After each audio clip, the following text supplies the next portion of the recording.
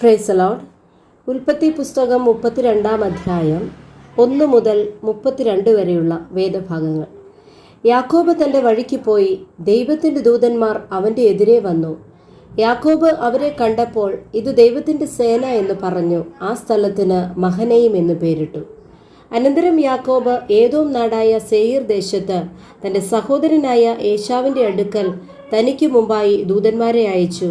അവരോട് കൽപ്പിച്ചതെന്തെന്നാൽ, എൻ്റെ യജമാനനായ ഏശാവിനോട് ഇങ്ങനെ പറവിൻ, നിന്റെ അടിയാൻ യാക്കോബ് ഇപ്രകാരം പറയുന്നു, ഞാൻ ലാബാൻ്റെ അടുക്കൽ പരദേശിയായി പാർത്ത് ഇന്നുവരെ അവിടെ താമസിച്ചു. എനിക്ക് കാളയും കഴുതയും ആടും ദാസ്യദാസന്മാരുമുണ്ട്. നിനക്ക് എന്നോട് കൃപ തോന്നേണ്ടതിനാകുന്നു യജമാനനെ അറിയിപ്പാൻ ആളയക്കുന്നത്. ദൂതന്മാർ യാക്കോബിൻ്റെ അടുക്കൽ മടങ്ങി വന്നു. ഞങ്ങൾ നിന്റെ സഹോദരനായ ഏശാവിൻ്റെ അടുക്കൽ പോയി വന്നു. അവൻ 400 ആളുമായി നിന്നെ എതിരേൽപ്പാൻ വരുന്നു എന്ന് പറഞ്ഞു. അപ്പോൾ യാക്കോബ് ഏറ്റവും ഭ്രമിച്ച് ഭയപരവശനായി തന്നോടുകൂടെ ഉണ്ടായിരുന്ന ജനത്തെയും ആടുകളെയും കന്നുകാലികളെയും ഒട്ടകങ്ങളെയും 2 കൂട്ടമായി വിഭാഗിച്ചു. ഏശാവ് ഒരു കൂട്ടത്തിൻ്റെ നേരെ വന്ന് അതിനെ നശിപ്പിച്ചാൽ മറ്റേ കൂട്ടത്തിന് ഓടിപ്പോകാമല്ലോ എന്നു പറഞ്ഞു.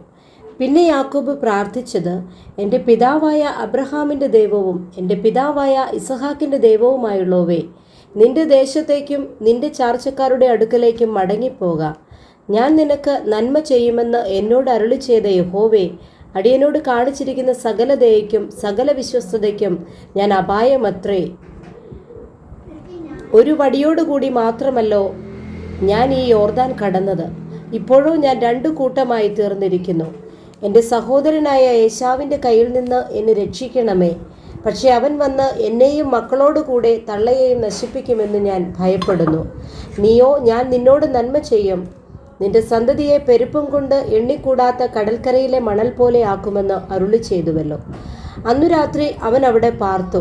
തൻ്റെ പക്കലുള്ളതിൽ തൻ്റെ സഹോദരനായ ഏശാവിന് സമ്മാനമായിട്ട് 200 കോലാടിനെയും 20 കോലാട്ടുകൊറ്റനെയും 200 ചെമ്മരിയാടിനെയും 20 ചെമ്മരിയാട്ടുകൊറ്റനെയും കറവുള്ള 30 ഒട്ടകത്തെയും അവയുടെ കുട്ടികളെയും 40 പശുവിനെയും 10 കാളയെയും 20 പെൺകഴുതിയെയും 10 കഴുതക്കുട്ടിയെയും വേർതിരിച്ചു. തൻ്റെ ദാസന്മാരുടെ പക്കൽ ഓരോ കൂട്ടത്തെ പ്രത്യേകമായി ഏൽപ്പിച്ചു.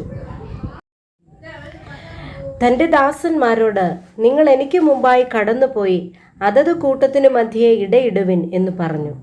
ഒന്നാമത് പോകുന്നവനോട് അവൻ, എൻ്റെ സഹോദരനായ ഏശാവ് നിന്നെ കണ്ട്, നീ ആരുടെ ആൾ, എവിടെ പോകുന്നു, നിന്റെ മുമ്പിൽ പോകുന്ന ഇവ ആരുടെ വക എന്നിങ്ങനെ നിന്നോട് ചോദിച്ചാൽ, നിന്റെ അടിയാൻ യാക്കോബിൻ്റെ വകയാകുന്നു. ഇത് യജമാനനായ ഏശാവിന് അയച്ചിരിക്കുന്ന സമ്മാനം.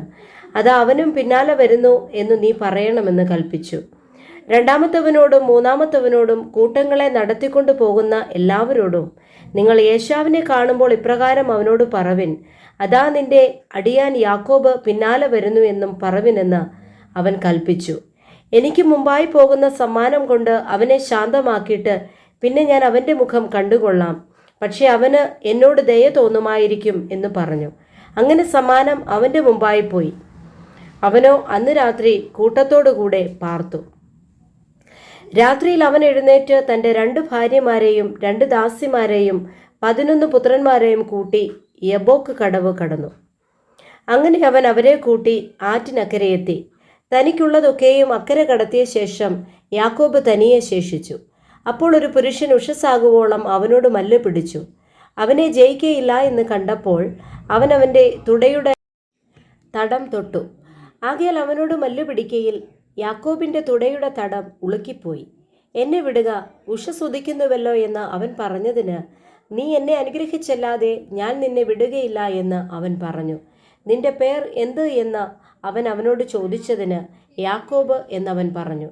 നീ ദൈവത്തോടും മനുഷ്യരോടും മല്ല് പിടിച്ച് ജയിച്ചത് കൊണ്ട് നിന്റെ പേർ ഇനി യാക്കോബ് എന്നല്ല ഇസ്രയേൽ എന്ന് വിളിക്കപ്പെടുമെന്ന് അവൻ പറഞ്ഞു.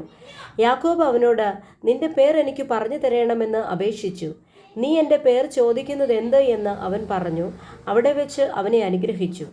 ഞാൻ ദൈവത്തെ മുഖാമുഖമായി കണ്ടിട്ടും എനിക്ക് ജീവഹാനി വന്നില്ല എന്ന് യാക്കോബ് പറഞ്ഞ് ആ സ്ഥലത്തിന് പെനിയേൽ എന്ന് പേരിട്ടു. അവൻ പെനിയേൽ കടന്നു പോകുമ്പോൾ സൂര്യൻ ഉദിച്ചു. എന്നാൽ തുടയുടെ ഉളുക്ക് നിമിത്തം അവൻ മുടന്തി നടന്നു.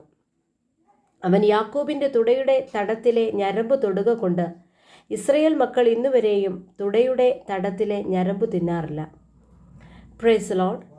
വായിച്ച തിരുവചനങ്ങളാൽ കർത്താവ് നമ്മളെ ധാരാളമായി അനുഗ്രഹിക്കട്ടെ. ആമേൻ, ആമേൻ.